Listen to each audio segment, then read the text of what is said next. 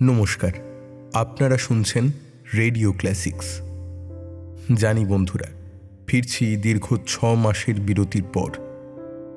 অনেকে হয়তো অভিমান করেছেন, অনেকে রাগ, কিন্তু এইটুকু বলি, না কোনো অজুহাত দিচ্ছি না, শুধু এইটুকুই বলি, আমাদের জীবনে এমন কিছুর পরিস্থিতির সম্মুখীন আমাদের হতে হয় যেখানে খুব প্রিয় কাজও আমাদের অসমাপ্ত রেখে হয়তো ফিরে যেতে হয়।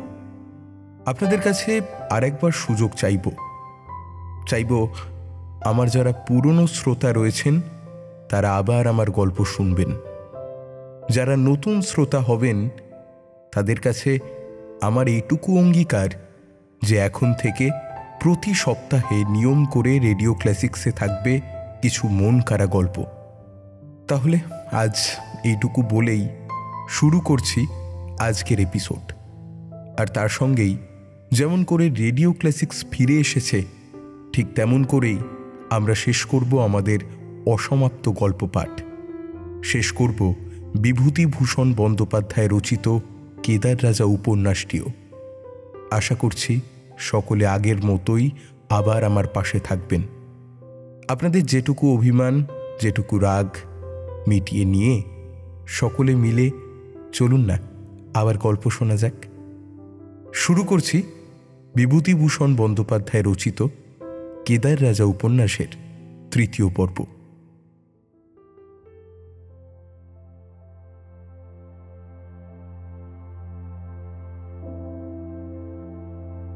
শীত কমে গিয়েছে। বসন্তের হাওয়া দিতে শুরু করার সঙ্গে সঙ্গে সজনে গাছে থোকো থোকো ফুল দেখা দিয়েছে। কেদার নিজের গ্রামেই একটি কৃষ্ণযাত্রার দল খুলেছেন। সম্প্রতি এ অঞ্চলে কৃষ্ণযাত্রার একটা হিড়িক এসে পড়েছে। গত পুজোর সময় থেকে এর সূত্রপাত ঘটে। বর্তমানে মহামারীর মতো গ্রামে গ্রামে হুজুগ ছড়িয়ে পড়েছে। কেদার হটবার পাত্র নন। তাঁর গ্রামকে ছোট হয়ে থাকতে দেবেন কেন? জেলেপাড়া, কামারপাড়া এবং কুমোরপাড়ার লোকজন জুটিয়ে তিনিও এক দল খুলে মহা উৎসাহে মহলা আরম্ভ করেছেন। স্নানাহারের সময় নেই তাঁর, ভারী ব্যস্ত তিনি। সম্প্রতি তাঁর দলের গাওনা হবে চৈত্র মাসে অন্নপূর্ণা পুজোর দিন গ্রামের বারোয়ারি তলায়। বেশি দেরি নেই, 1.5 মাস মাত্র। সীতানাথ জেলের বাড়ির বাইরে বড় 6 চালা ঘর। যাত্রার দলের মহলা এখানেই রোজ বসে। অন্য সকলের আসতে একটু রাত হয়, কারণ সবাই কাজের মানুষ। কাজকর্ম সেরে আসতে একটু দেরি হয়ে পড়ে। কেদারের কিন্তু সন্ধ্যা হতে দেরি হয় না। তিনি সকলের আগে এসে বসে থাকেন। সীতানাথ বাড়ি নেই। শীতকালের মাঝামাঝি নৌকা করে এখান থেকে 5 দিনের পথ চূর্ণী নদীতে মাছ ধরতে গিয়েছে, এখনো দেশে ফেরেনি। সীতানাথের বড় ছেলে মানিক বাড়িতে থাকে ও গ্রামের নদীতেই মাছ ধরে স্থানীয় হাটে বিক্রি করে সংসার চালায়। আজ পুরো মহলা হবে বলে সে সকাল সকাল নদী থেকে ফিরে এসে বাইরের ঘরে বড় বড় খানকতক মাদুর ও চট পেতে আসর করে রেখেছে। কেদারকে বললে, বাবা ঠাকুর, তামাক কি আর একবার ইসে করবেন? তা সাজ না হয় একবার। হ্যাঁ রে মানকে, এরা এখনো সব এলো না কেন? আসছে বাবা ঠাকুর, সবাই কাজ সেরে আসছে তো একটু দেরি হবে। তুই তামাক সেজে একবার দেখে আয় দিকি বিশু কুমোরের বাড়ি। ওর ছেলেটাকে না হয় ডেকে আন, সে রাধিকা সাজবে। তার গানগুলো ততক্ষণ বেহালায় রপ্ত করে দি। কথা শেষ হবার সঙ্গে সঙ্গে জন 2 অভিনেতা ঘরে ঢুকল। একজন ছিবাস মুদি, আর একজন ঋষিকেশ কর্মকার। কেদার খুশিতে উৎফুল্ল হয়ে বললেন, আরে ছিবাস রে, এই যে ঋষিকেশ, এসো এসো। তোমরা না এলে তো রিহার্সাল আরম্ভ হয় না। বেশ ভালো করেছ, বসো। মানিক ততক্ষণ তামাক সেজে কেদারের হাতে দিয়ে বললে, তামাক ইচ্ছে করুন। কেদারের মনে অকস্মাৎ তুমুল আনন্দের ঢেউ বয়ে গেল। বাইরের ঝিরঝিরে মিঠে ফাল্গুনের হাওয়ায় আমের বৌলের সুঘ্রাণ। একটা আঁকর ফুলের গাছে সাদা ফুল ধরেছে। সামনে এখন অর্ধেক রাত পর্যন্ত গানবাজনার গমগমে আসর। কত লোকজন, ছেলে ছোকরা আসবে। মানুষের জীবনে এত আনন্দও আছে। তামাক খেতে খেতে কেদার খুশির আতিশয্যে বলে ওঠেন, ও হে ঋষিকেশ, এদিকে এসো। ততক্ষণ তোমার আয়ান ঘোষের পাঠটা একবার মুখস্থ বলে যাও তো শুনি। কেদারের হুকুম অমান্য করার সাধ্য নেই কারো এ আসরে। ঋষিকেশ কর্মকার দু একবার ঢোক গিলে দু একবার ঘরের আড়ার দিকে তাকিয়ে বিপন্ন মুখে বলতে শুরু করলে। কেদার তাকে থামিয়ে দিলেন, বললেন, অমন নামটা মুখস্থ বলে গেলে হবে না। থেমে দমক দিয়ে দিয়ে বলো, কাঠের পুতুলের মতন অমন আড়ষ্ট হয়ে থাকার মানে কি? হাত পা নড়ে না নাকি তোমার? এই সময় কয়েকজন লোক এসে ঢুকল। কেদারের ঝোঁক গান বাজনার দিকে। শুধু বক্তৃতার তালিম তার মনে পুরো আনন্দ দিতে পারেনি এতক্ষণ। নবাগতদের মধ্যে বিশ্বেশ্বর পালের ছেলে নন্দকে দেখে তিনি হঠাৎ অতিমাত্রায় খুশি হয়ে উঠলেন। আরে ও নন্দ, এত দেরি করে এলি বাবা? তবেই তুই রাধিকা সেজেছিস? 12খানা গান তোমার পাঠে, আজই সব তালিম দেওয়া চাই, নইলে আর কি হবে শুনি। বস, বেয়ালা বেঁধে নি, গানগুলো আগে হয়ে যাক। দু একজন ক্ষীণ আপত্তি তোলবার চেষ্টা করলে। ছিবাস মুদির নন্দঘোষের পাঠ। সে বললে, একটোর সঙ্গে গান চললে এখানে গানগুলো ভালো রপ্ত হয়ে যেত বাবা ঠাকুর, নইলে এক তো আড়ষ্ট মেরে যাবে যে। কেদার মুখ খিচিয়ে বললে, থামো না ছিবাস, বোঝো তো সব বাপু, কিসে কি হয় সে আমি খুব ভালো জানি। এখানে গান আগে না তালিম দিয়ে নিয়ে নিলে শেষকালে একটো সময় গান গাইতে গেলে ভয়ই গলা শুকিয়ে যাবে। তুমি তোমার নিজের পাঠ দেখো গিয়ে বাইরে বসে। ছিবাস ধমক খেয়ে অপ্রতিভ হয়ে গেল। এরপরে আর কেউ কোনো প্রকার প্রতিবাদ করতে সাহস করলে না। কেদারের মুখের উপর প্রতিবাদ কখনো বড় একটা করেও না কেউ। সুতরাং গান বাজনা চলল পুরো দমে। ক্রমে সব লোক এসে জড়ো হয়ে গেল। ঘরে বসবার জায়গা দিতে পারা যায় না। বাইরের দাওয়ায় গিয়ে অনেকে বসল। বাইরে যাবার আরও একটা কারণ এই, এদের মধ্যে বেশিরভাগ ছেলে ছোকরা, 22-23 থেকে 30-32 বছরের যুবক। এরা কেদারের সামনে বিড়ি বা তামাক খায় না, অথচ বেশিক্ষণ ধূমপান না করে তারা থাকতেও পারে না। বাইরের দাওয়া আশ্রয় করা ছাড়া তাদের গত্যান্তর নেই। গানে বাজনায়, বক্তৃতায়, গল্পে এবং সঙ্গে সঙ্গে তামাক ও বিড়ির ধোঁয়ায় মহলা ঘরের বাতাস ভারাক্রান্ত হয়ে উঠেছে। এমন সময় দূরে কিসের চিৎকার শোনা গেল। কে একজন বললে, ও ছিবাস জ্যাঠা, চৌকিদার হাঁকছে যে বামুন পাড়ায়, অনেক রাত হয়েছে তবে। দু একজন উৎকর্ণ হয়ে শুনে বললে, তাই তো, রাতটা বেশি হয়ে গিয়েছে বাবা ঠাকুর, আজ বন্ধ করে দিলে হতো না? আপনি আবার এতটা পথ যাবেন। বিশু কুমোরের ছেলে এ পর্যন্ত গোটা আষ্টেক গানের তালিম দিয়ে এবং কেদারের কাছে বিস্তর ধমক খেয়ে বড় ক্লান্ত হয়ে পড়েছিল। সে করুণ দৃষ্টিতে কেদারের দিকে চাইলে। কেদার বললেন, ঘুম আসছে না? তোর কিছু হবে না বাবা, কুমোরের ছেলে চাক ঘোরাবি, ভাঁড়ার হিজেল হাঁড়ি গড়বি, তোরে বিড়ম্বনা কেন বল দিকি বাপু? সেই সন্ধ্যে থেকে তোকে পাখি পড়া করছি, এখনো একটা গানও নিখুঁত করে গলায় আনতে পারলিনি। তোর গলায় নেই সুর, তার কোত্থেকে কি হবে? বেসুরো গলা নিয়ে গান গাওয়া চলে? আসলে তো এ কথা ঠিক নয়। বিশু ছেলেটি বেশ সুকণ্ঠ গায়ক, সবাই তা জানে। কেদারও তা ভালোই জানেন, কিন্তু তিনি বড় কড়া মাস্টার এবং তাঁর কথা বলবার ধরনই এই। ছেলেটির এরকম তিরস্কার গা সওয়া হয়ে গিয়েছে।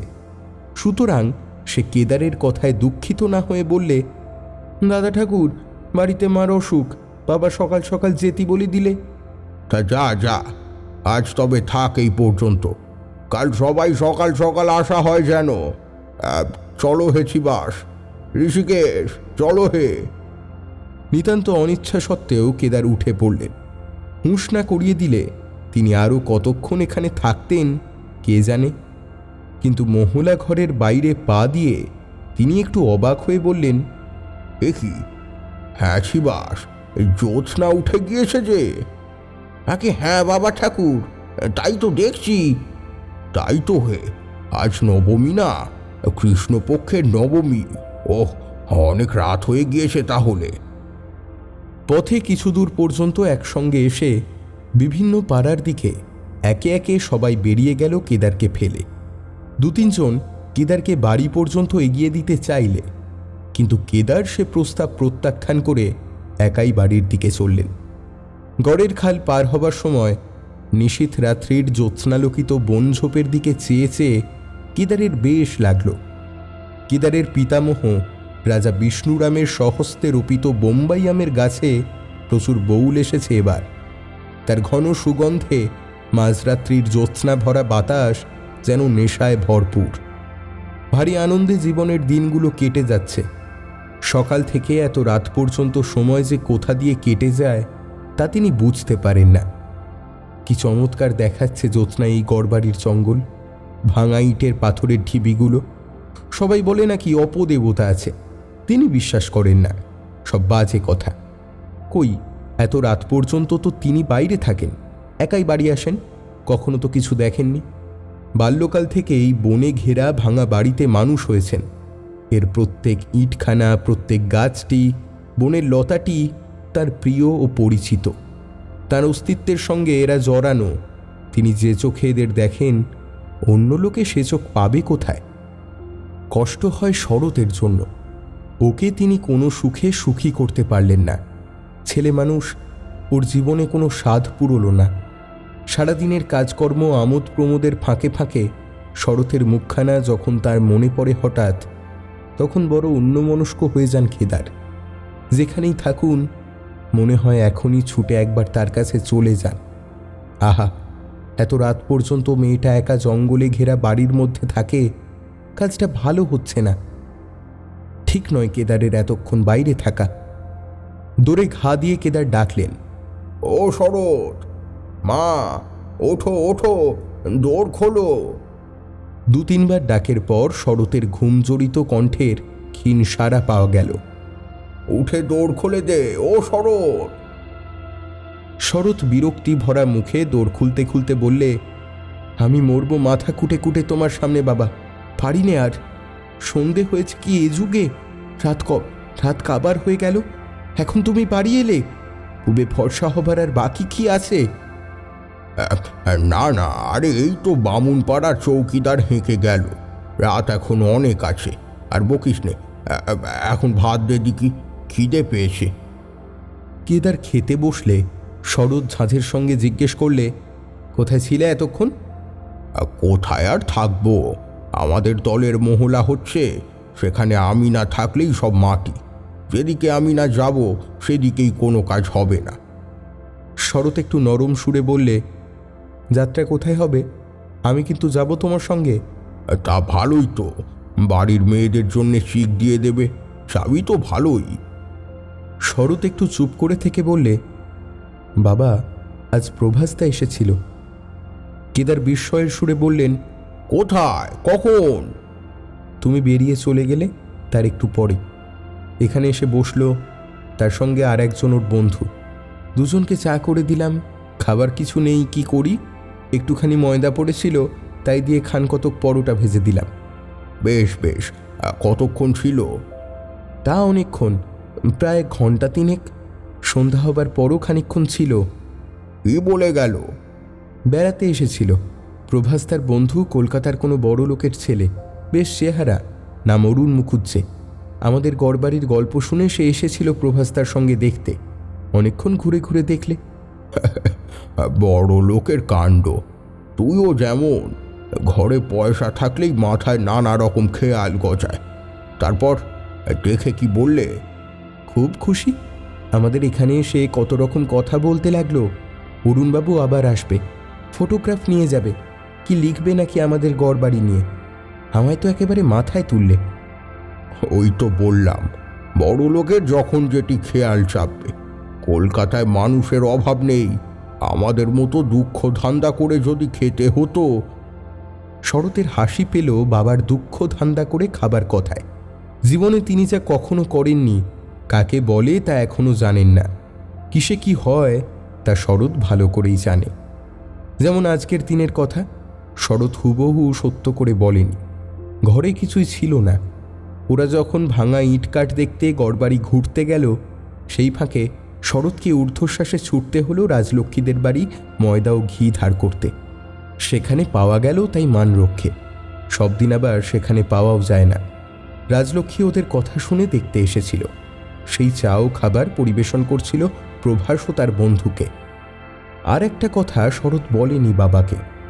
প্রভাস ওকে একটা মখমলের বাক্স দিয়ে গিয়েছে। কেমন চমৎকার বাক্সটা! তার মধ্যে গন্ধতেল, এসেন্স, পাউডার আরও সব কি কি! না নিলে প্রভাসদা কি মনে করবে সে বাক্সটা তাই হাত পেতে নিয়েছিল। কলকাতার ছেলে, ওরা হয়তো বোঝেনি যে বিধবা মানুষের ওসব ব্যবহার করতে নেই। তার যে কোনো বিষয়ে কোনো স্বাদ আহ্লাদ নেই, সব বিষয়ে সে নিষ্পৃহ, উদাসী, কেমন এক ধরনের। এ বয়সেই মেয়ের সন্ন্যাসিনী মূর্তি তার বাবার ভালো লাগে না। শরৎ তা জানে। বাবাকে বলে কি হবে বাক্সটার কথা, যখন সেটা সে রাখবে না। কেদার আহারান্তে তামাক খেতে বসলেন বাইরের তাওয়ায়। শরৎ বলল, বাইরে কেন বাবা, ঘরে বসে খাও না তামাক। আজকাল রাত্রিরে বেশ ঠান্ডা পড়ে, দিনে গরম, রাতে ঠান্ডা, যত অসুখের কুটি। গভীর রাত্রি, বিছানায় শুয়ে একটা কথা তার মনে হলো বারবার। এর আগেও অনেকবার মনে হয়েছে। প্রভাস তার বন্ধু অরুণবাবুর চেহারা বেশ সুন্দর, অবস্থাও ভালো। রাজলক্ষ্মীর সঙ্গে যদি ওর বিয়ে দেওয়া যেত।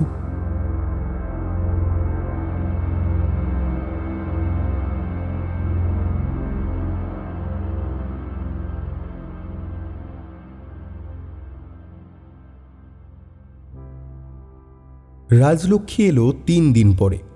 সে গড়ের বনে সজনে ফুল কুড়োতে এসেছিল। কোঁচর ভর্তি করে ফুল কুড়িয়ে বাড়ি ফেরবার পথে শরতের রান্নাঘরে উঁকি মেরে বললে, ও শরৎদি, সজনে ফুল রাখবে নাকি? কত ফুল কুড়িয়েছি দেখো, তোমাদের ওই পুকুরের কোণের গাছে গো। শরৎ রান্না চড়িয়েছিল। ব্যস্তভাবে খুশির সুরে বললে, ও রাজলক্ষ্মী, আয় আয়, দেখি কেমন ফুল। ও হ্যাঁ, এই তোকে আমি খুঁজছি কদিন, জানিস, কথা আছে তোর সঙ্গে। একটা ছোট চুপড়ি এনে বললে, দে, এতে 4টি ফুল দে। বেশ কুড়ি কুড়ি ফুলগুলো, ভাজবো এখন, বাবা বড্ড খেতে ভালোবাসেন। শরৎদি, আমাদের ওদিকে তুমিও তো যাও না কদিন। না ভাই, বাবার পায়ে বাত মতো হয়ে কদিন কষ্ট পেলেন। আবার এদিকে সংসারের সৃষ্টি কাজ, এরপরে সময় পাই কখন যে যাব বল? চা খাবি? না শরৎদি, বেলা হয়ে গেল, আর বেশিক্ষণ থাকলে এবেলা ফুলগুলো ভাজা হবে কখন? এবেলা যাই, ও বেলা বরং আসবো। এই দাঁড়া, তোর জন্য একটা জিনিস রেখে দিয়েছি, নিয়ে যা। শরৎ মখমলের বাক্সটা এনে ওর হাতে দিয়ে বললে, দেখ তো কেমন, খুলে দেখ। অপ্রত্যাশিত আনন্দে ও বিস্ময়ে রাজলক্ষ্মীর মুখ উজ্জ্বল হয়ে উঠল এক মুহূর্তে। বাক্সটা খুলতে খুলতে বললে, কোথায় পেলে শরৎদি? প্রভাসদা দিয়ে গিয়েছিল সেদিন। রাজলক্ষ্মী শরতের মুখের দিকে চেয়ে বললে, তা তুমি রাখলে না? শরৎ মৃদু হেসে বললে, ওর মধ্যে দেখ না কত কি, পাউডার, মুখে মাখবার ক্রিম, আমি কি করবো ওসব? তুই নিয়ে যা, তুই নিয়ে গিয়ে রাখলে আমার আনন্দ হবে। রাজলক্ষ্মী কিছু ভেবে বললে, যদি মা জিজ্ঞেস করে কোথায় পেলি? বলিস আমি দিয়েছি। এ নিয়ে কেউ কিছু বলবে না তো? জানো তো নিমু ঠাকুরনকে, গাঁয়ের গেজেট, প্রভাসবাবুর কথা বলবো না, কি বলো? সত্যি কথা বলছি, এতে আবার ভয় কি? নিমু ঠান্দি এতে বলবে কি? বলিস প্রভাসবাবু দিয়েছিল শরৎদিকে। ভারী খারাপ মানুষ সব শরৎদি, তুমি যত সহজ আর ভালো ভাবো সবাইকে, অত ভালো কেউ নয়। আমার আর জানতে বাকি নেই, সেবার যে এখানে প্রভাসবাবু এসেছিল এ কথা গায়ে রটনা হয়ে গিয়েছে। কাল যে এসেছিল আবার, তা নিয়েও কাল কথা হয়েছে। শরৎ বিস্ময়ের সুরে বললে, বলিস কি রে, কি কথা হয়েছে? অন্য কথা কিছু নয় শরৎদি, শুধু এই কথা যে প্রভাসদা তোমাদের বাড়ি আসা যাওয়া করছে আজকাল। তুমি না হয়ে অন্য মেয়ে যদি হতো তাহলে অনেকে অন্যরকম কথা ওঠাতো। নিমু ঠাকুরন, আমার জ্যাঠাইমা, হিরেন কাকার মা, জগন্নাথ দাদু, এরা। কিন্তু তুমি বলেই কেউ কিছু বলতে সাহস করে না। শরৎ যাত্রার দলের সুর নকল করে টেনে টেনে হাত নেড়ে নেড়ে বললে, দেশের রাজকন্যার নামে অপকলঙ্ক রটাবে কার ঘাড়ে কটা মাথা? সপ্তাহ হলে কর্তার নেব না দুরাচারদের? রাজলক্ষ্মী হি হি করে হেসে লুটিয়ে পড়ে আর কি। মুখে কাপড় মুজে হাসতে হাসতে বলে, উফ, এত মজাও তুমি করতে জানো শরৎদি, হাসিয়ে মারলে ভাগো।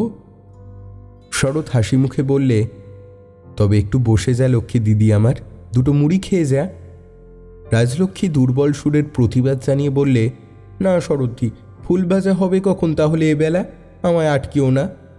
বস, আমিও খাচ্ছি দুটো মুড়ি নারকেল কোড়া দিয়ে, তুইও খাবি। তোকে যেতে দিলে তো সজনে ফুলের দুর্ভিক্ষ লাগেনি গড়শিবপুরে। খানিক পরে শরৎ মুড়ি খেতে খেতে বললে, শোন রে, তোর সঙ্গে একটা কথা আছে। অরুণবাবু এসেছিল প্রভাসদার সঙ্গে, দেখেছিস তো? ওর সঙ্গে তোর বিয়ের কথা পারবো প্রভাসদার কাছে? অরুণবাবুরা বেশ অবস্থাপন্ন, বেশ ভালো হবে। রাজলক্ষ্মী সলজ্জ দৃষ্টিতে শরতের মুখের দিকে চেয়ে বললে, কি যে তুমি বলো শরৎদি, এক এক সময় এমন ছেলে মানুষ হয়ে যাও। ছেলে মানুষ হওয়া কি দেখলি তুই? ওরা আমায় নেবে কেন? আমার কি রূপগুণ আছে বলো? তুমি যে চোখে আমায় দেখো, সকলে কি সে চোখে দেখবে? সে ভাবনায় তোর দরকার নেই। তুই শুধু আমায় বল, প্রভাসদার কাছে কথা আমি পারবো কিনা। অরুণবাবুকে পছন্দ হয়? দূর, কি যে বলো শরৎদি, একটা পাগল। সোজা কথাটা কি বল না। ধরো যদি বলি হয়, তুমি কি করবে? তাই বল, আমি প্রভাসদার কাছে তাহলে কথাটা পেরে ফেলি। রাজলক্ষ্মী চুপ করে রইল। শরৎ বললে, বাড়িতে বা অন্য কারোর কাছে বলিস না এ কথা এখন।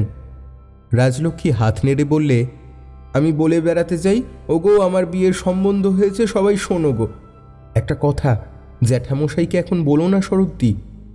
না না পাগল, এখুনি সারা গাঁ পরগনা রটে যাবে তাহলে। পাগল তুই, তা কখনো বলি? রাজলক্ষ্মী বিদায় নিয়ে বাড়ি যাবার পথে গড়ের খাল পার হয়ে দেখলে কেদার একটা চুপড়িতে আধ চুপড়ি বেগুন নিয়ে হনহন করে আসছেন। ওকে দেখে বললেন, ও বুড়ি, ও কত সজনে ফুল রে, কোত্থেকে? তা বেশ, শরতের সঙ্গে দেখা করে এলি তো? হ্যাঁ জ্যাঠামশাই, শরৎদির সঙ্গে দেখা না করে আসবার জো আছে, আর না খাইয়ে কখনো ছাড়বে না। হ্যাঁ, ভারী তো খাওয়া। কি খেতে দিলে? মুড়ি মাখলে, ও খেলে, আমি খেলাম। তা যা মা, বেলা হয়ে গেল। রাজলক্ষ্মী দূর থেকে কেদারকে আসতে দেখে মখমলের বাক্সটা কাপড়ের মধ্যে লুকিয়ে ফেলেছিল। সে একটু অস্বস্তি বোধ করছিল। কথা শেষ করে কেদারের সামনে থেকে পালিয়ে বাঁচল সে। কিন্তু কিছু দূর যেতেই সে শুনলে কেদার তাকে পিছন থেকে ডাকছেন। ও বুড়ি, শুনে যা, একটু দাঁড়িয়ে যা। কি জ্যাঠামশাই? এই বেগুন কটা আনলাম গেঁওহাটির তারক কাপালির বাড়ি থেকে, তুই নিয়ে যা দুটো। সজনে ফুলের সঙ্গে বেশ হবে এখন। রাজলক্ষ্মী বিব্রত হয়ে পড়ল। এক হাতে সে বাক্সটা ধরে আছে, অন্য হাতে ফুলে ভর্তি আঁচল। বেগুন নেয় কোন হাতে? কিন্তু কেদার সদাই অন্যমনস্ক, কোনো দিকে ভালো করে লক্ষ্য করে দেখবার সময় নেই। কোনো রকমে গোটা চারেক বেগুন রাজলক্ষ্মীর সামনে নামিয়ে রেখে তিনি চলে যেতে পারলে যেন বাঁচেন, এমন ভাব দেখালেন। রাজলক্ষ্মী ভাবলে, জ্যাঠামশাই বড় ভালো, এ গাঁয়ে ওদের মতো মানুষ নেই। শরৎদি কি ভালোই বাসে তাকে। এ গাঁ থেকে যদি বিয়ে হয়ে অন্য জায়গায় সে চলে যায়, শরৎদিকে না দেখে কি করে থাকবে সে? পাছে বাড়িতে জ্যাঠাইমা টের পায়। এজন্য রাজলক্ষ্মী বাক্সটা সন্তর্পণে লুকিয়ে বাড়ি ঢুকল। মাকে ডেকে বললে, কি দেখো মা। রাজলক্ষ্মীর মা বাক্সটা হাতে নিয়ে বললে, বা দেখি দেখি, কোথায় পেলি রে? শরৎ দিলে? চমৎকার জিনিসটা। আমরা বাপু সেকেলে লোক, কখনো চোখেও দেখিনি এসব। শরৎ কোথায় পেলে রে? রাজলক্ষ্মী বললে, ওকে প্রভাসদা কাল দিয়েছিল। তা ও তো এসব মাখবে না, জানো তো ওকে, তাই আমায় বললে তুই নিয়ে যা। এ কথা কাউকে বলো না কিন্তু মা।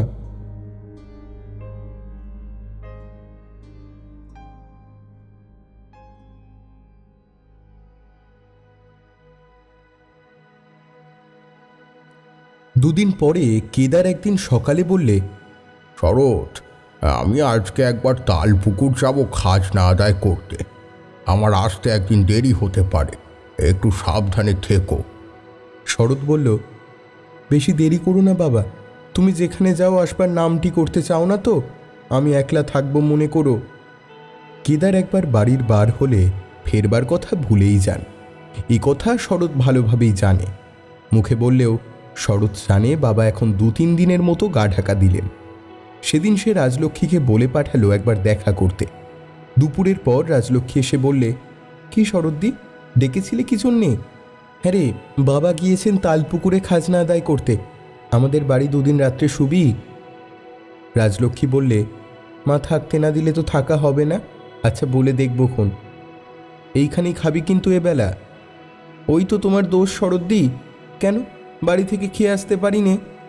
পারবি না কেন? তবে দুজনে মিলে বেশ একটু আনন্দ করে খাওয়া যায়। খাবি কিন্তু, বলে দিলাম। দুপুরের অনেক পরে রাজলক্ষ্মী এসেছে। বেলা প্রায় গড়িয়ে বিকেল হয়ে এলো। পুকুর ঘাটে ছাতিমবনের দীর্ঘ ছায়া পড়ে গিয়েছে। যখন ওরা দুজনে পুকুর ঘাটে এসে বসল, মুখে বিদেশে যাবার যত ইচ্ছাই ওরা প্রকাশ করুক, ওই গ্রাম ওদের অস্তিত্বের সঙ্গে নিবিড়ভাবে জড়িয়ে গিয়েছে। এর ছাতিম ফুলের উগ্র সুবাস নিয়ে, ঘুঘু ও ছাতারে পাখির ডাক নিয়ে, প্রথম হেমন্তে গাছের ডালে ডালে আলকুশি ফুলের দুলুনি নিয়ে, এ সমস্ত রূপ রস গন্ধ নিয়ে। শরৎ যখনই এই দিঘির বাঁধা ঘাটের পাড়ে বসে ছাতিমবনের দিকে তাকায়, তখন মনে হয় ওর সে কত যুগ থেকে এই গ্রামের মেয়ে। তার সমস্ত দেহ মন চেতনাকে আশ্রয় করে আছে এই ভাঙা গড়বাড়ি, এই কালো পয়রার দিঘি, এই পুরনো আমলের মন্দিরগুলো, এই ছাতিমবন ইটের স্তূপ। ঋতুতে ঋতুতে ওদের পরিবর্তনশীল রূপ ওর মন ভুলিয়েছে। শরৎ অত ভালো করে বোঝে না। ঋতুর পরিবর্তন সম্বন্ধে তার মন তত সজাগ নয়। তবুও ভালো লাগে। বুদ্ধি দিয়ে না বুঝলেও অন্য একটা অনুভূতি দিয়ে তার মনে সৌন্দর্যকে নিতে পারে। শরৎ পুকুর পাড়ে বাসন নামিয়েই বললে, রাজলক্ষ্মী, পাতাল কোঁড় তুলে আনবি? ওই উত্তর দেউলের ওদিকের জঙ্গলে সেদিন অনেক ফুটেছিল, চল দেখে আসি। এখন তো বর্ষাকাল নয়, এখন বুঝি পাতাল কোঁড় ফোটে? ফুটে বনের তলা আলো করে আছে, ফলে ফোটে না। চল না দেখবি। আমার বড্ড ভয় করে শরৎ দিয়েও বনে যেতে। তুমি চলো আগে আগে। বাসন সেইখানেই পড়ে রইল। গড়শিবপুরে এ পর্যন্ত কোনো জিনিস ফেলে রাখলে চুরি যায়নি। কতদিন এমন দিঘির ঘাটে এঁটো বাসন জলে ডুবিয়ে রেখে চলে যায়, সারা রাত হয়তো পড়ে থাকে। তারপর দিন সকালে সেসব বাসন মাজা হয়। একটা ছোট তেল মাখা বাটিও চুরি যায়নি। শরৎটির ঘরে বেশি জায়গা নেই বলে কত জিনিসপত্র বাইরেই পড়ে থাকে দিনরাত। শুধু গড়ের মধ্যে বলে যে এমন তা নয়, এসব পল্লী অঞ্চলে চোরের উপদ্রব আদৌ নেই। ঘন নিবিড় বনের মধ্যে রাজলক্ষ্মীর গা ছমছম করতে লাগল। শরৎটি শক্ত মেয়ে মানুষ, তার সাহস বলিহারি, ও সব পারে। বাবা, এই বনে মানুষ ঢোকে পাতাল কোঁড়ের লোভে? ও শরৎদি, সাপে খাবে না তো? তোমাদের গড়ের ইটের ফাটলে ফাটলে সাপ। শরৎ কৃত্রিম কোপের সঙ্গে বলল, অমন করে আমার বাপের বাড়ি নিন্দে করিসনি। আমাদের এখানে যদি সাপ থাকতো তবে আমায় এতদিন আস্ত থাকতে হতো না। আমার মতো বনে জঙ্গলে তো তুমি ঘোরো না। কি বর্ষা কি গরমকাল, ঝড় নেই, বৃষ্টি নেই, অন্ধকার নেই, একলাটি বনের মধ্যে দিয়ে যাব উত্তর দেউলে সন্ধে পিদিম দিতে। তাছাড়া এই বনে কাঠ কুড়িয়ে বেড়াই। বাবা কি জোগাড় করে দেন? এক জায়গায় রাজলক্ষ্মী থমকে দাঁড়িয়ে বললে, দেখো দেখো শরৎ দিদি, কত পাতাল কোঁড়, বেশ বড় বড়। শরৎ তাড়াতাড়ি এসে বললে, কই কই দেখি। পরে হেসে উঠে বলল, দূর ছাই পাতাল কোঁড়, ওসব ব্যাঙের ছাতা। অত বড় হয় না পাতাল কোঁড়, ও খেলে মরে যায় জানিস, বিষ। সত্যি শরৎদি? মিথ্যে বলছি নাকি তোকে? ব্যাঙের ছাতা বিষ। আমি খেলে মরে যাব? বালাই ষাট, কি দুঃখে? বেঁচেই বা কি সুখ শরৎদি, সত্যি বলছি। কেন, জীবনের উপর এত বিতেষ্টা হলো যে হঠাৎ? অনেক দিন থেকেই আছে। সময় সময় ভাবি, আমাদের মতো মেয়ের বেঁচে থেকে কি হবে শরৎদি? না আছে রূপ, না আছে গুণ। এমনই করে কষ্ট শ্রেষ্ঠ করে ঘুঁটে কুড়িয়ে আর বাসন মেজেই তো সারা জীবন কাটবে। সুখ যদি জুটিয়ে দিই তাহলে কিন্তু তোমার সেই সেদিনের কথা তো। তুমি পাগল শরৎদি, তুই রাজি হয়ে যা না। সেই জন্যে আটকে রয়েছে তোমার যেমন কথা। এবার প্রভাসদাকে বলবো, দেখিস হয় কি না। হঠাৎ রাজলক্ষ্মী উৎকর্ণ হয়ে বললে, শরৎদি চুপ চুপ, বনের মধ্যে কারা আসছে গো? শরতের তাই মনে হলো। কাছেই পায়ের শব্দ বনের ওপাশে। শরৎ ও রাজলক্ষ্মী একটা গাছের আড়ালে লুকোলো। দুজন লোক বনের মধ্যে কি করছে, কিসের যেন শব্দ হচ্ছে। শরৎ চুপি চুপি বললে, কারা দেখতে পাচ্ছিস? না শরৎদি, চলো পালাই। পালাবো কেন? ভাগ ভাল্লুক তো না, তুই দাঁড়া না। একটু সরে শরৎ আবার বললে, দেখেছিস মজা? রামলাল কাকার ছেলে সিধু আর ওপাড়ার জীবন সুরির ভাই হরে সুরি। হঠাৎ শরৎ কড়া গলায় সুর চড়িয়ে বললে, কে ওখানে? যারা এসেছিল তারা দ্রুত পদশব্দ তুলে পালিয়ে গেল। তারপর সব চুপচাপ। শরৎ বললে, আয় তো গিয়ে দেখি কি করছিল মুখ পোড়ারা। রাজলক্ষ্মী চেয়ে দেখলে শরতের যেন রণরঙ্গিনী মূর্তি। ভয় ও সংকোচ এক মুহূর্তে চলে গিয়েছে তার চোখ মুখ থেকে। রাজলক্ষ্মী ভয় পেয়ে বললে, ও শরৎদি, ওদিকে যেও না। পরে শরৎ নিতান্তই গেল দেখে সে নিজেও সঙ্গে সঙ্গে চলল। খানিক দূর গিয়ে দুজনেই দেখলে যেখানে উত্তর দেউলের পূব কোণে একটা ভাঙা পাথরের মূর্তি পড়ে আছে, সেখানে একটা লোহার শাবল পড়ে কারা খানিকটা গর্ত খুঁড়েছে আর কতকগুলো মাটিতে পোঁতা ইট সরিয়েছে। শরৎ খিলখিল করে হেসে বললে, মুখ পোড়াদের বিশ্বাস গড়ের জঙ্গলের সর্বত্র ওদের জন্য টাকার হাঁড়ি পোতা রয়েছে। গুপ্তধন তুলতে এসেছিল হতচ্ছাড়া ড্যাকরারা। এরকম দেখে আসছি ছেলেবেলা থেকে। কেউ এখানে খুঁড়ছে, কেউ ওখানে খুঁড়ছে, আর সব খুঁড়বে কিন্তু লুকিয়ে, পাছে ভাগ দিতে হয়। যাক, শাবলখানা লাভ হয়ে গেল। চল, নিয়ে চল। রাজলক্ষ্মীও হেসে কুটোপাটি বললে, ভারী শাবলখানা নিয়ে পালাতে পারলে না। তোমার গলা শুনেই পালিয়েছে। তোমাকে সবাই ভয় করে শরৎদি। বনের পথ দিয়ে ওরা আবার যখন দিঘির ঘাটে এসে পৌঁছল, তখন বেলা বেশ পড়ে এসেছে। রোদ নেই ঘাটের সিঁড়িতে। তেঁতুল গাছের ডালে দু একটা বাদুড় এসে ঝুলতে শুরু করেছে। ওরা তাড়াতাড়ি বাসন মেজে নিয়ে বাড়ির দিকে চলল। শরৎ বললে, এবার কিছু খা, তারপর বাড়ি গিয়ে বলে আয় খুড়িমাকে এখানে রাতে থাকবার কথা। রাজলক্ষ্মী ব্যস্তভাবে বললে, না শরৎদি, সন্ধ্যের আর দেরি নেই। আমি আগে বাড়ি চাই। অনেকক্ষণ বেরিয়েছি বাড়ি থেকে। মা হয়তো ভাবছে। বস আর একটু একটু চা করি, খেয়ে যা। শাবল ফেলে ওদের পালানো ব্যাপারটাতে শরৎ ও রাজলক্ষ্মী খুব মজা পেয়েছে। তাই নিয়ে হাসি খুশি ওদের যেন আর ফুরোতে চায় না। রাজলক্ষ্মী বললে, তোমার সাহস আছে শরৎদি, আমি হলে পালিয়ে আসতাম। এই রকম না করলে হয় না বুঝলি। সবসময় ভীতু হয়ে থাকলে সবাই পেয়ে বসে, আর কখনো ওরা আসবে না দেখিস। যদি আমার না আসা হয়, একলা থাকতে পারবে শরৎদি? কতবার তো থেকেছি। এমনিতেই বাবা এত রাত করে বাড়ি ফেরেন। একদিন আমার একঘুম হয়ে যায়। বাবার কি কোনো খেয়াল আছে? তারপর ঈষৎ লাজুক মুখে মুখ নিচু করে বললে, বাবার জন্য মন কেমন করছে জানিস? ওমা, সে কি শরৎদি, আজ তো জ্যাঠামশাই সবে গেলেন। সেজন্য না, বিদেশে কোথায় থাকবেন, কোথায় খাবেন, উনি বাড়ি থেকে বেরুলেই আমার কেবল সেই ভাবনা।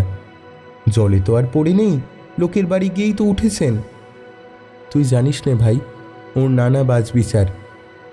এটা খাবো না, ওটা খাবো না, দুনিয়ার অর্ধেক জিনিস তার মুখে রোচে না। আমায় যে কত সাবধানে থাকতে হয় তা যদি জানতিস। পান থেকে চুন খসলেই ভাতের থালা ফেলে উঠে গেলেন। আমার হয়েছে ওকে নিয়ে সবচেয়ে বড় ভাবনা। একেবারে ছেলে মানুষ। রাজলক্ষ্মী হাসি মুখে বললে, তোমার বুড়ো ছেলেটি শরৎদি, আহা কোথায় গেল মায়ের প্রাণ, ভাবনা হবে না? শরতের চোখ ছলছল করে উঠল। আঁচল দিয়ে চোখ মুছে বললে, তাই এক এক সময় ভাবি জানিস, ভগবান আমায় যেন এর মধ্যে টেনে নিও না। বুড়ো বয়সে বাবা বড় কষ্ট পাবেন।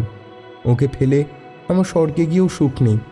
উনি মারা যান আগে, তারপর আমি কষ্ট পাই, দুঃখ পাই, যা থাকে আমার ভাগ্যে। আমি এবার যাই শরৎদি, সন্ধ্যের আর দেরি কি? তুই কিন্তু আসবি ঠিক, খুব চেষ্টা করবি, কেমন তো? একলা আমি থাকতে পারি সেজন্য নয়, দুজনে থাকলে বেশ একটু গল্পগুজব করা যেত। মুখ বুঝেই নিবান্দাপুরীর মধ্যে থাকতে বড় কষ্ট হয়।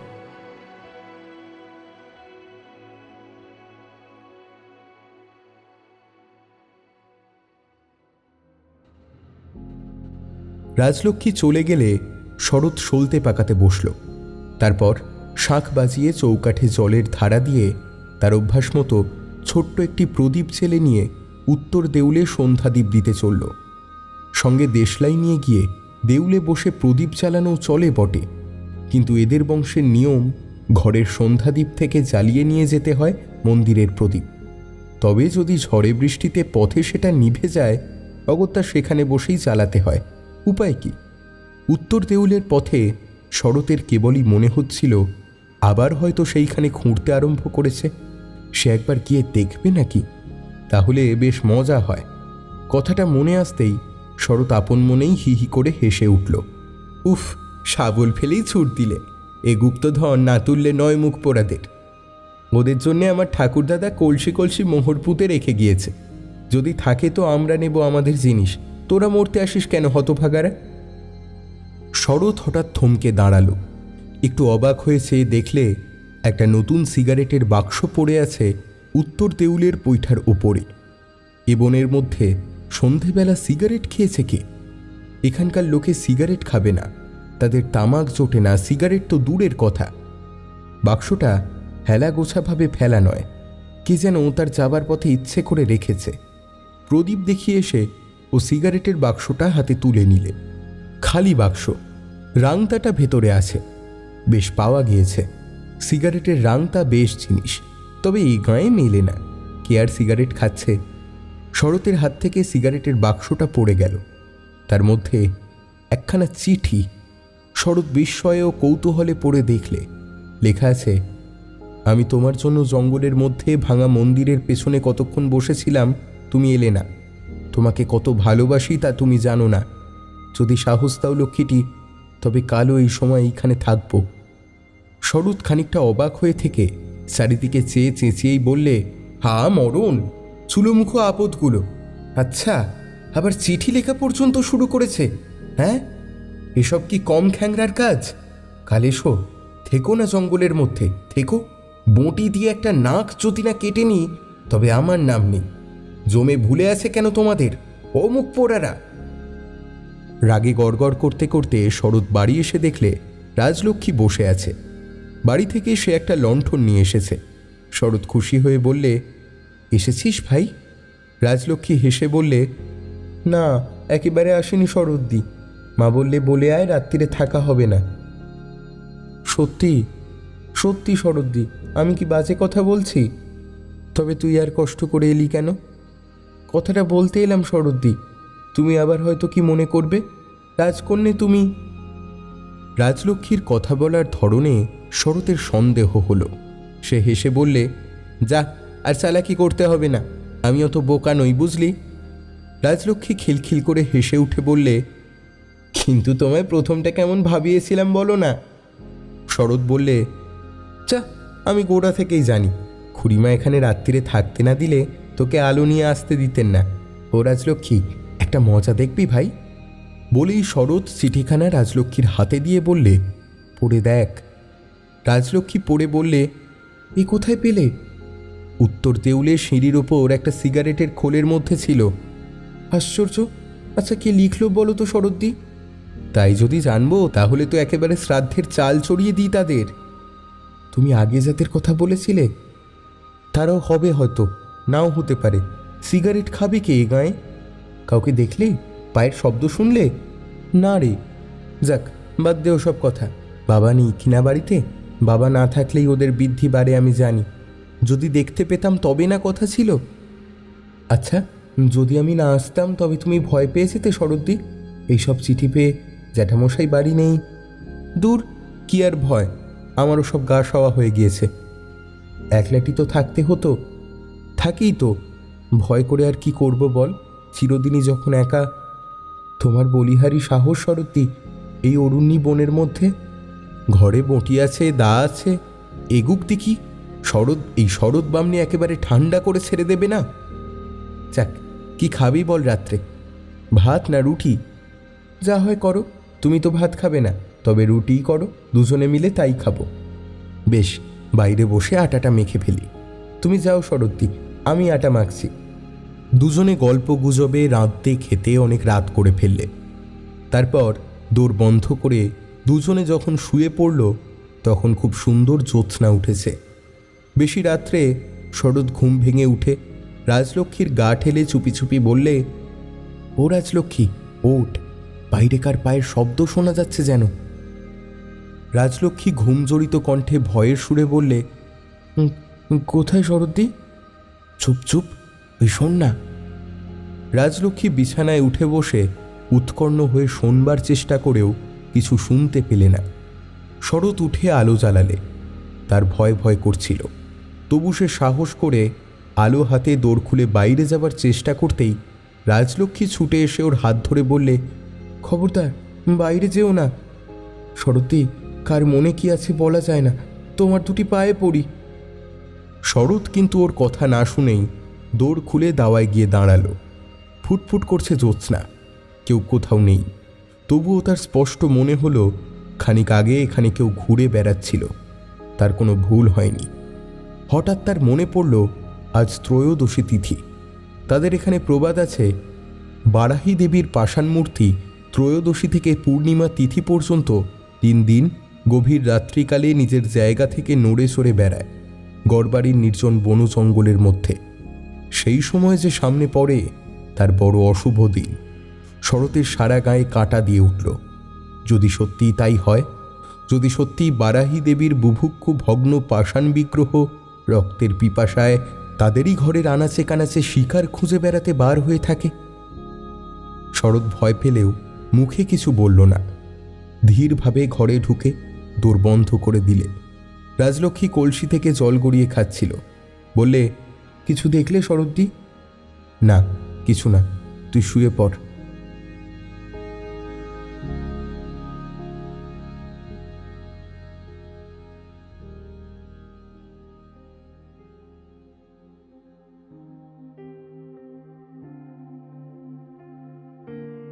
পরদিন বৈকালের দিকে প্রভাস আর একটি তরুণ সুদর্শন যুবক হঠাৎ এসে হাজির। রাজলক্ষ্মী তখন সবে কি একটা ঘরের কাজ সেরে দিঘির ঘাটে শরতের কাছে যাবার জোগাড় করছে। এমন সময় ওদের দেখে জড়সড় হয়ে উঠল। প্রভাস বললে, খুকি, তুমি কি এ বাড়ির মেয়ে? না, তোমাকে তো কখনো দেখিনি। বাড়ির মানুষ সব গেল কোথায়? রাজলক্ষ্মী সলজ্জ মুখে বললে, শরৎ দিদি দিঘির পারে, ডেকে আনছি। হ্যাঁ, গিয়ে বলো প্রভাস আর অরুণবাবু এসেছে। শেষের নামটা উচ্চারিত হতে শুনে রাজলক্ষ্মীর মুখ তার নিজের অজ্ঞাতসারে রাঙা হয়ে উঠল। সে জড়িত পদে কোনো রকমে ওদের সামনে থেকে নিজেকে সরিয়ে আড়ালে এনে এক ছুটে ঘাটের পাড়ে গিয়ে খবরটা দিল শরৎকে। শরৎ অবাক হয়ে বললে, তুই দেখে এলি? ওমা, দেখে এলাম না তো কি, এসো না। শরৎ ব্যস্তভাবে দিঘির ঘাট থেকে উঠে এলো। প্রভাস ততক্ষণ নিজেই মাদুর পেতে বসে পড়েছে ওদের দাওয়ায়। হাসি মুখে বললে, আবার এসে পড়লাম, এখন একটু চা খাও তো দিদি। বসুন প্রভাসদা, এখনই চা করে দিচ্ছি। প্রভাস পকেট থেকে একটা কাগজের প্যাকেট বার করে বললে, ভালো চা এনেছি, আর এতে চিনি আছে। আবার ওসব কেন প্রভাসদা? আমরা গরিব বলে কি একটু চা দিতে পারি না আপনাদের? ছি, অমন কথা বলতে নেই, সে ভেবে আনিনি। এখানে সবসময় ভালো চা তো পাওয়া যায় না পয়সা দিলেও। আর এই চিনি যে সে চিনি নয়, এ চায়ে খাওয়ার আলাদা চিনি। দেখোই না এ পাড়া গায়ে কোথায় পাবে চিনি। শরৎ হাতে করে দেখলে চৌকো লেবেন চুষের মতো জিনিসটা। ই আবার কি ধরনের চিনি? কখনো সে দেখেইনি। শহর বাজারে কত নতুন জিনিস আছে। প্রভাস বললে, তা কাকাবাবু কোথায়? বাবা গিয়েছেন খাজনার তাগাদায়, 2-3 দিন দেরি হবে ফিরতে। প্রভাস হতাশ মুখে বললে, তিনি বাড়ি নেই? তবে তো সব দিকেই গোলমাল হয়ে গেল। কেন, কি গোলমাল? আমি এসেছিলাম তোমাদের কলকাতা ঘুরিয়ে আনতে, মোটর ছিল সঙ্গে, সেই ভেবেই তো অরুণকে সঙ্গে নিয়ে এলাম। তাই তো, সে এখন কি করে হয়? নিতান্তই আমার অদৃষ্ট। সে কি আপনার অদৃষ্ট কেন প্রভাসদা? হ্যাঁ, আমাদের অদৃষ্ট। তা নয় দিদি, মুখে যাই বলো, প্রাচীন রাজবংশের মেয়েকে কলকাতায় নিয়ে গিয়ে সব দেখিয়ে বেড়ানোর মধ্যে যে আনন্দ আছে তা কি সকলের ভাগ্যে ঘটে শরৎদি? বিশেষ করে তুমি আর কাকাবাবু যখন কখনো কলকাতাতে যাওনি। কোথাওই যায়নি আর কলকাতা। অরুণ এবার কথা বললে। সে অনেকক্ষণ থেকে এক দৃষ্টে শরতের দিকে চেয়েছিল। শরতের কথা শেষ হওয়ার সঙ্গে সঙ্গে অরুণ জীব ও তালুর সাহায্যে এক প্রকার খেদ সূচক শব্দ উচ্চারণ করে বললে, ও ভাবলে একদিকে কষ্ট হয়, একদিকে আনন্দ হয়। আপনার এই সরলতার তুলনা নেই। অভিজ্ঞতা সব জায়গাতেই যে পুজো পাবে তা পাবে না। অনভিজ্ঞতার মূল্য অনেক সময় অভিজ্ঞতার চেয়েও বেশি। প্রভাস বললে, তাই তো, বড় ভাবনায় পড়া গেল দেখছি। ভাবনার কি, অন্য এক সময় নিয়ে যাবেন প্রভাসদা। প্রভাস কিছুক্ষণ বসে ভেবে বললে, আচ্ছা, কোনো রকমেই কি এখন যাওয়া হয় না? ধরো তুমি আর কাউকে নিয়ে না হয় আমাদের সঙ্গেই গেলে। আমি একাও আপনার সঙ্গে যেতে পারি প্রভাসদা, আমার মন তেমন নীচ নয়, কিন্তু সেজন্য নয় বাবার বিনা অনুমতিতে কোথাও যেতে চাইনি। যদিও আমার মনে হয় আপনি নিয়ে গেলে বাবা তাতে অমত করবেন না। অরুণ এবার বললে, তবে চলুন না কেন, গাড়ি রয়েছে, কাল সকালে বেরুলে বেলা 12টার মধ্যে কলকাতা পৌঁছে যাওয়া যাবে। ইচ্ছে করেন কাল রাতেই আবার আপনাকে এখানে পৌঁছে দেব। কি বলেন প্রভাসবাবু? প্রভাস ঘাড় নেড়ে বললে, তা তো বটেই, তাই চলো যাওয়া যাক। অবশ্যই যদি তোমার মনের সঙ্গে খাপ খায়, কাল সকালে আমরা আসবো এখন আবার। এরা উঠে গেলে রাজলক্ষ্মী দেখলে শরৎ একটু কেমন অন্যমনস্ক হয়ে পড়েছে, কি যেন ভাবছে আপন মনে। কিছুক্ষণ পরে শরৎ নিজেই বললে, তুই তো সব শুনলি, তোর কি মনে হয় যাবো ওদের সঙ্গে? খুব ইচ্ছে করছে, কখনো দেখিনি তো কলকাতা শহর। তোমার ইচ্ছে শরৎদি, তুমি আমার চেয়ে বুদ্ধিমতী। তুই যাবি? আমার যেতে খুব ইচ্ছে, কিন্তু আমার যাওয়া হবে না গো, বাবা মা যেতে দেবেন না। আমার সঙ্গে যাবি, এতে আর দোষ কি? তুমি যদি যাও লোকে কোনো কথা ওঠাতে সাহস করবে না শরৎদি, কিন্তু আমায় কেউ ছেড়ে কথা বলবে না গো। শেষকালে বাপ মা মুশকিলে পড়ে যাবে বিয়ে দেবার সময়। বাবা, এর মধ্যে এত কথা আছে? ধন্যী সব মন বটে। তুমি থাকো গায়ের বাইরে, তাছাড়া তুমি যে বংশের মেয়ে, তোমার নামে এই অঞ্চলের লোকে কিছু রটাতে সাহস করবে না। আমার বেলায় তো তা হবে না। আরও কিছুক্ষণ পরে রান্না শেষ হয়ে গেল। শরৎ রাজলক্ষ্মীকে খেতে দিয়ে একটা বাটিতে চিঁড়ে ভাজা তেল নুন দিয়ে মেখে নিয়ে খেতে বসল। রাজলক্ষ্মী খেতে খেতে বললে, ওই বাসি চিঁড়ে ভাজা কেন খাচ্ছ শরৎদি? আমার জন্য তো সেই কষ্ট করলেই, রান্না করলে, এখন নিজের জন্যে না হয় খানকতক পরোটা কি রুটি করে নিলেই পারতে। শরৎ সলজ্জ হেসে বললে, ময়দার ছিল না, প্রভাসদার অরুণবাবুকে তখন দুখানা পরোটা করে দিলাম, যা ছিল সব ফুরিয়ে গেল। আমায় বললে না কেন শরৎদি? ওই তোমার বড় দোষ। আমায় বললে আমি বাড়ি থেকে নিয়ে আসতাম। থাকে, খাওয়ার জন্যে কি, এখন কলকাতায় যাওয়ার কি করা যায় বল। আর শোন, ওই অরুণবাবু দেখলি তো, পছন্দ হয়। এবার তবে কথাটা পারি প্রভাসদার কাছে?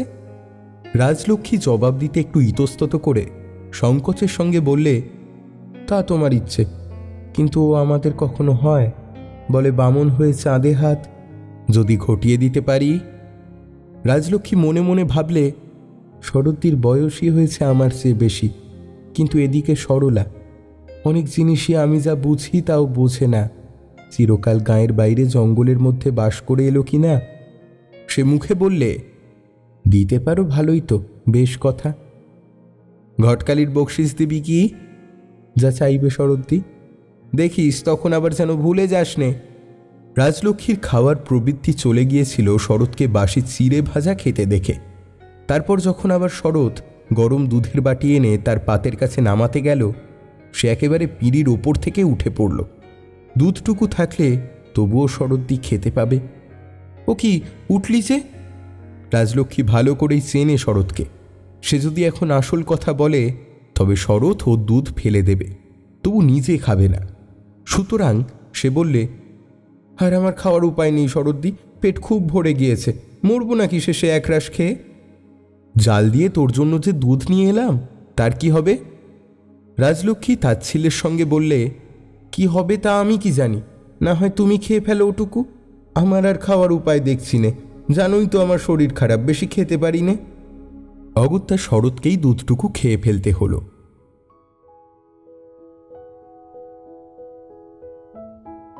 পরদিন সকালেই প্রভাস ও অরুণবাবু আবার এসে হাজির। প্রভাস বললে, কি ঠিক করলে দিদি? ও এখন হয়ে উঠবে না প্রভাসদা, আপনারা যাবেন না, বসুন, চার খাবার করে দিই, বসে গল্প করুন। শরৎকাল রাত্রে ভেবে ঠিক করেছে রাজলক্ষ্মীর বিবাহের প্রস্তাবটাও আজই প্রভাসের কাছে উত্থাপিত করে দেখবে কি দাঁড়ায়। রাজলক্ষ্মীকে এজন্য সে সরিয়ে দেবার জন্য বললে, ও ভাই রাজলক্ষ্মী, তোদের বাড়ি থেকে এত কটা আটা কি ময়দা দৌড়ে নিয়ে আয় তো, কাল রাত্রে আমাদের ময়দা পুড়িয়েছে। প্রভাসদা ও অরুণবাবুকে চায়ের সঙ্গে দুখানা পরোটা ভেজে দিই। প্রভাস যেন একটু হতাশার সুরে বললে, তাহলে যাওয়া হলো না তোমার? এবার গেলেই বেশ হতো। শরৎ বললে, না এবার হবে না। তোমার বন্ধুটিকে নিয়ে চলো না কেন? কে? রাজলক্ষ্মীর কথা বলছেন? আচ্ছা একটা কথা বলবো, রাজলক্ষ্মীকে কেমন লাগলো আপনাদের? প্রভাস একটু বিস্ময়ের সুরে বললে, কেন বলো তো? না ভালোই লেগেছে, কিন্তু গরিব বাপ মা বিয়ে দিতে পারছে না, ওর জন্য একটা পাত্র দেখে দিন না কেন প্রভাসদা, বড্ড উপকার করা হয়। একটা কথা শুনুন প্রভাসদা। প্রভাস শরতের পিছু পিছু বাড়ির পিছন দিকে গেল। শরৎ বললে, আচ্ছা প্রভাসদা, অরুণবাবুর সঙ্গে রাজলক্ষ্মীর বিয়ে দিয়ে দিন না কেন জুটিয়ে, পাল্টি ঘর, চমৎকার হবে। প্রভাস যেন ঠিক এই ধরনের কথা আশা করেনি শরতের মুখ থেকে।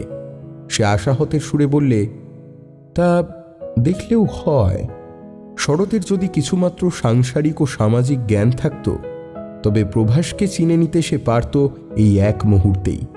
কিন্তু শরৎ যদিও বয়সে যুবতী, সারল্যে ও ব্যবহারিক অনভিজ্ঞতায় সে বালিকা, সুতরাং সে প্রভাসের স্বরূপ ধরতে পারলে না।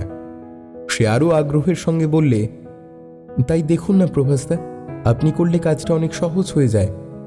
প্রভাস অন্যমনস্কভাবে কি একটা কথা ভাবছিল। দু একবার যেন কোনো একটা কথা বলবার জন্য শরতের মুখের দিকে চাইলেও, কিন্তু শেষ পর্যন্ত বললে না। দুজনকে চা করে দিয়ে শরৎ পথের দিকে চেয়ে আছে, এমন সময় দেখা গেল রাজলক্ষ্মী ফিরে আসছে। সে দাওয়া থেকে নেমে রাজলক্ষ্মীর কাছে গিয়ে বললে, ময়দা এনেছিস? দে আমাকে দে। আমি চাই শরৎদি, মা বলে দিয়েছে বাড়ি ফিরতে। কেন বলতো? প্রভাস তারা এখানে আছে বলে। রাজলক্ষ্মী অপ্রতিভ মুখে বললে, তাই শরৎদি, জানোই তো আমরা গরিব, এখানে ওদের সঙ্গে বসে থাকলে হয়তো কথা উঠবে, মা বড় ভয় করে ওসব।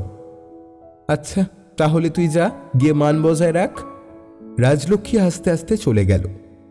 প্রভাসদের খাবার করে দিতে বেলা প্রায় 8টা বেজে গেল। ওরা উঠতে যাবে এমন সময় শরৎ গড়ের খালের দিকে চেয়ে আহ্লাদের সঙ্গে বলে উঠল, ওই বাবা আসছেন। প্রভাস ও অরুণ দুজনেই যেন চমকে উঠে সেদিকে চেয়ে দেখলে। ওদের মুখ দেখে মনে হবার কথা নয় যে কেদারের অপ্রত্যাশিত প্রত্যাবর্তনে তারা খুব খুশি। তবুও প্রভাস এগিয়ে গিয়ে হাসি মুখে কেদারের পায়ের ধুলো নিয়ে প্রণাম করলে। কেদার আনন্দের সঙ্গে বলে উঠলেন, এই যে প্রভাস, কখন এলে? সব ভালো তো? আপনি কোথায়, খাজনা আদায় করতে? আমি হ্যাঁ, তাই বেরিয়েছিলাম বটে। সাংকিনী ও মাকড়ার বিলে বাস হচ্ছে খবর পেলাম পথেই।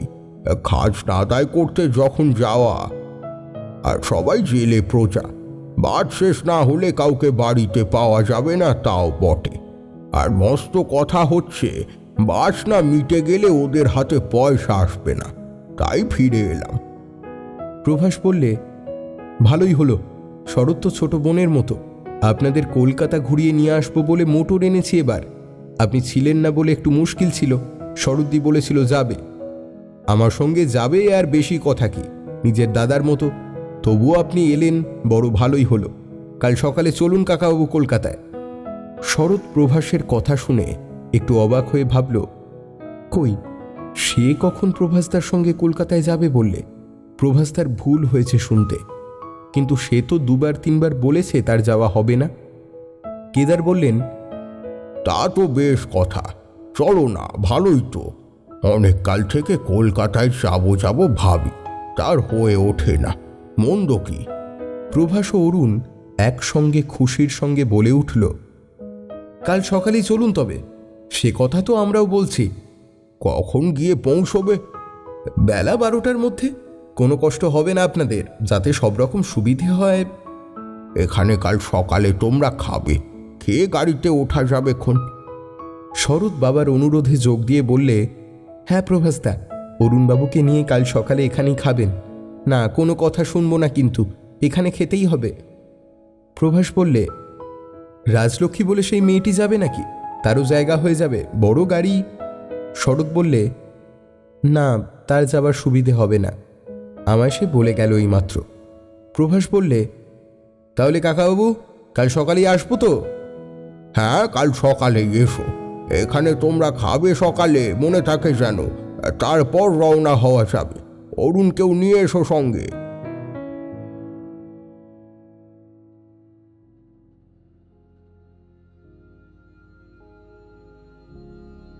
দুপুরের পরে রাজলক্ষ্মী এলো। শরৎ দাওয়ায় বসে পুরনো টিনের তোরঙ্গটা থেকে তার ও বাবার কাপড় বার করতে ব্যস্ত। রাজলক্ষ্মীকে দেখে বললে, এই যে রাজলক্ষ্মী, আয়, সব কাপড়ই ছেঁড়া, যেটাতে হাত দিই আমার তবু দুখানা বেরিয়েছে। বাবার দেখছি আস্ত কাপড় বাক্সে একখানাও নেই। কি নিয়ে যে যাবেন কলকাতায়? তাহলে যাচ্ছ সত্যি শরৎদি? কাকাবাবু কোথায়? যাই, একবার বেরিয়েই আসি। বসে বসে বাবার কাপড়গুলো এখন সেলাই করব। কিনবার পয়সা নেই যে নতুন একজোড়া ধুতি কিনে নেব। বেশি ছেঁড়া নয়, একটু আধটু সেলাই করলে কেউ টেরও পাবে না। বাবা বাড়ি নেই, এইমাত্র পাড়ার দিকে গেলেন। শরতের মনে খুব আনন্দ বাইরে বেড়াতে যাবার এই সুযোগ পেয়ে। সে বসে বসে কেবল সেই গল্পই করতে লাগলো রাজলক্ষ্মীর কাছে। কতকাল আগে তার শ্বশুরবাড়ি গিয়েছিল, ভালো মনেও পড়ে না। সেও বেশি নয়, টুঙি মাঝাতে গ্রামের কাছে বল্লভপুরের ভাদুড়িদের বাড়ি। মাঝদিয়া স্টেশনে নেমে 3 ক্রোশ গরুর গাড়িতে গিয়ে কি একটা ছোট্ট নদীর ধারে। তাদেরও অবস্থা খারাপ। আগে এক সময় ও অঞ্চলের ভাদুড়িদের নাম ডাক ছিল। সে নাকি অনেক কাল আগে। এখন 17 শরিকে ভাগ হয়ে আর সবাই মিলে খেয়ে বেজায় গরিব হয়ে পড়েছে। রাজলক্ষ্মী বললে, সেখানে তোমায় নিয়ে যায় না শরৎদি? কে নিয়ে যাবে ভাই?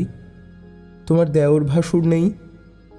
আপন ভাসুরই তো রয়েছেন, বলে হবে কি, তাঁর বেজায় পুরি পাল্লা, 7 মেয়ে 5 ছেলে, নিজেরগুলো সামলাতে পারেন না, খেতে দিতে পারেন না, আমাকে নিয়ে যাবেন? আজ 13 বছর কপাল পুড়েছে, কখনো একখানা থান কাপড় দিয়ে খোঁজ করেননি। আর খোঁজ করলেও কি হতো? আমি কি বাবাকে ফেলে সেখানে গিয়ে থাকতে পারি? সে গায়ে আমার মনও টেকে না। যদি এখন তারা নিতে আসে শরৎদি? আমি ইচ্ছে সুখে চাইনে, তবে ভাসুর যদি পেরাপিরি করেন, না গিয়ে আর উপায় কি? কতদিন থাকতে পারো বলো না শরৎদি? কেন বলতো, আজ আবার তুই আমার শ্বশুর বাড়ি নিয়ে পড়লি কেন? রাজলক্ষ্মী মুখে আঁচল দিয়ে দুষ্টুমির হাসি হেসে উঠল। তারপর বললে, দাও গুছিয়ে দি কি জিনিসপত্র আছে। মা বলছিল। কি বলছিলেন খুড়িমা? ভাগ্যিস কাকাবাবু এসে গিয়েছেন তাই, নইলে তোমার একা যাওয়া উচিত হতো না প্রভাসবাবুর সঙ্গে। শরতের চোখ দুটি যেন ক্ষণকালের জন্য জ্বলে উঠল, মুখের রং গেল বদলে। রাজলক্ষ্মী জানে শরৎ রাগলে ওর মুখ রাঙা হয়ে ওঠে আগে। রাজলক্ষ্মী ভয় পেল মনে মনে, হয়তো তারই কথা বলা উচিত হয়নি। কিন্তু বলতে তাকে হবেই, বলতে হবে শরৎটির ভালোর জন্য। না বলে সে পারে না।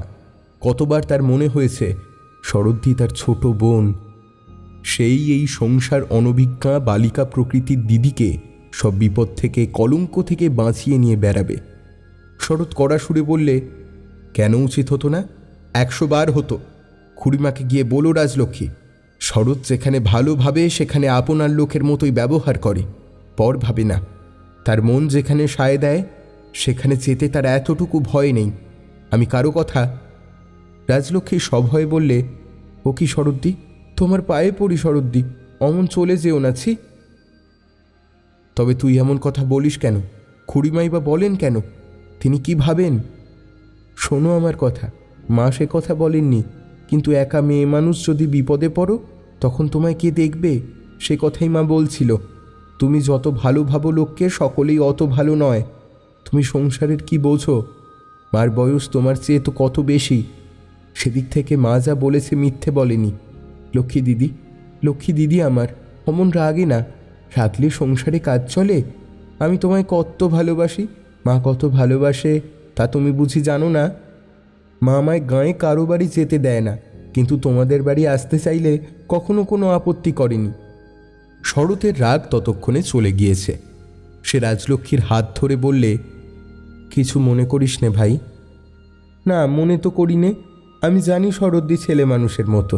এই রেগে উঠল, এই গোলে জল হয়ে গেল। রাগ তোমার বেশিক্ষণ শরীরে থাকে না। গঙ্গা জলে ধোয়া মন যে, সাথে কি বড় বংশের মেয়ে বলে তোমাকে শরৎদি? তুস, থাম তুই। এই সময় দূর থেকে কেদারকে আসতে দেখে রাজলক্ষ্মী বললে, কাকাবাবু আসছেন শরৎদি, ওসব কথা থাক। কি কি কাজ করতে হবে, কি গুছিয়ে দিতে হবে বলে দাও। কি আর গুছিয়ে দিবি, 2-5 দিনের জন্য তো যাওয়া। হ্যাঁ রে, উত্তর দেউলে সন্ধে পিদিম দেওয়ার জন্যে বামিবাগদিকে ঠিক করে দিতে পারবি? আমি এসে তাকে 4 আনা পয়সা দেব। রাজলক্ষ্মী বললে, বলে দেখব, কিন্তু সে রাজি হবে না। সন্ধেবেলা সে ঘেঁষবে উত্তর দেউলের অরুণ্যি বীজে বনে। বাপ রে, তার সে এক কাজ করা যাক না কেন, আমি তোমার সন্ধে দেব রোজ রোজ। শরৎ বিস্মিত হয়ে ওর মুখের দিকে চেয়ে বললে, তুই দিবি সন্ধে পিদিম উত্তর দেউলে? রাজলক্ষ্মী হেসে বললে, কেন হবে না, পানুকে সঙ্গে নিয়ে আসবো, আর সন্ধ্যের 1 ঘন্টা আগে আলো জেলে রেখে চলে যাব। তোমাদের ঘর বাড়িও তো দেখাশুনো করতে হবে আমায়, অমনি দিয়ে যাব পিদিম জেলে। তাহলে তো বেঁচে যাই ভাই, এই একটা মস্ত ভাবনা আমার। তা জানিস, মনে মনে ভাবি আমি বেঁচে থাকতে পূর্বপুরুষদের দেউলে আলো জ্বলবে না, তা কখনোই হতে দেব না প্রাণ ধরে। আর একটা কথা শিখিয়ে দিই, যখন পিদিম হাতে নিয়ে যাবি উত্তর দেউলে, তখন বেদবনের জঙ্গলে বারাহি দেবীর যে ভাঙা মূর্তি আছে, সেখানটাতে একবার পিদিমটা তুলে দেখাবি, বুঝলি? রাজলক্ষ্মীর মুখে কেমন ভয়ের ছায়া নামল। সে বললে, ওই ভাঙা কালী মূর্তি, ও ওখানে যেতে যে ভয় করে। কালী নয়, ও বারাহি বলে এক পুরনো আমলের দেবী মূর্তি, বহুকাল পুজোও হয়নি। কেমন চড়কের সময় সন্ন্যাসীরা একবার ওখানে এসে নেচে যায়, দেখিসনি? তা যাক নেচে, আমি ওখানে যেতে পারবো না শরদ্দি, মাপ করো। তুই যদি না পারিস তবে আমার যাওয়া হবে না রে, আমি বারাহি দেবীকে ফেলে রেখে যেতে পারবো না। রাজলক্ষ্মী বললে, না দিদি, সত্যি কিছু ভালো লাগছে না, তুমি চলে যাবে, আমার মন কাঁদবে সত্যি, তাই বলছিলাম পারবো না, যদি তোমার যাওয়ায় বাধা দিতে পারি। কিন্তু এখন আমার মনে হচ্ছে এ কাজ ভালো না।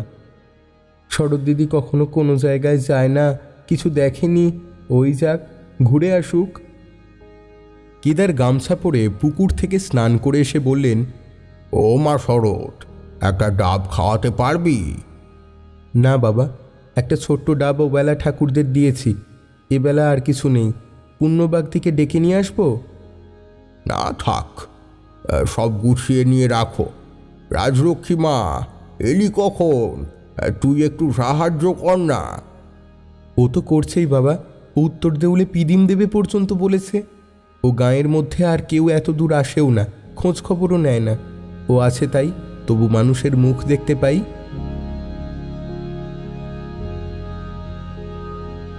ফিরে আসছি আগামী সপ্তাহে, সঙ্গে থাকছে কেদার রাজা উপন্যাসের পরবর্তী পর্ব। সকলে ভালো থাকুন, সুস্থ থাকুন, শুনতে থাকুন রেডিও ক্লাসিক্স।